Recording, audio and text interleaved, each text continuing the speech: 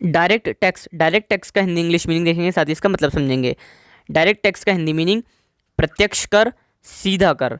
वह कर है जो कोई व्यक्ति या संगठन प्रत्यक्ष रूप से उस एंटिटी को भुगतान करता है जिसने इसे लगाया है।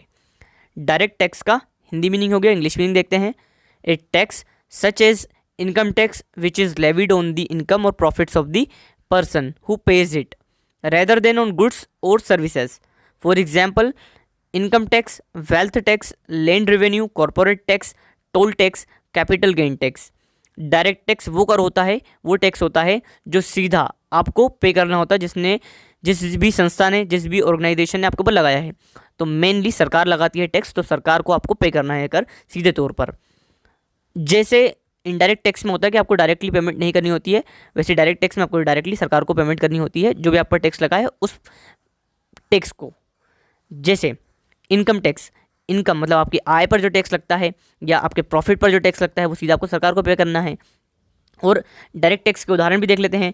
इनकम टैक्स, आयकर, वेल्थ टैक्स, जो भी आपकी वेल्थ है 100 करोड़ 200 करोड़, उस पर हर वर्ष या हर जो अगर वो वेल्थ बढ़ रही है तो उस पर टैक्स लगता है, तो वो आपको सीधे सरकार को पे करना है। लैंड रिवेन्यू, जैसे गांव में एग्रीकल्चर लैंड है तो उस पर भी टैक्स लगता है लेकिन बहुत कम होता है वो। वहीं शहर में आपकी अगर कोई ज़मीन है तो उस पर टैक्स लगता है।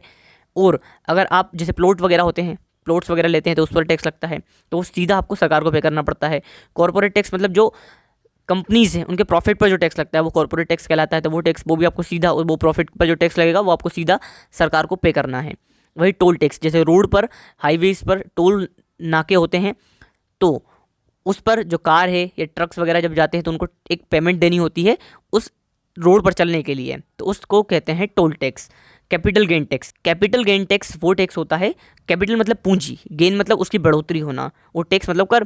तो अगर आपकी पूंजी, आपने कहीं पूंजी लगाई और उसमें बढ़ोतरी हुई तो बढ़ोतरी पर जो पेमेंट हो, जो टैक्स लगेगा उसे कहेंगे कैपिटल गेन टैक्स। उदाहरण के लिए आपने एफडी कराई, एफडी पर 5-7% या 6% इंटरेस्ट मिला, तो मान लेते हैं 10 लाख रुपए लगाए थे, 5-6% इंटरेस्ट मिला, तो जो आप प्रॉफिट कमाएंगे 10 लाख पर टैक्स नहीं लगेगा।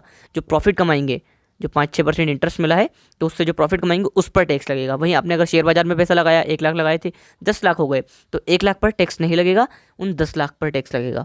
तो उम्मीद करता हूँ डायरेक्ट टैक्स का मतलब आपको समझ में आ गया होगा।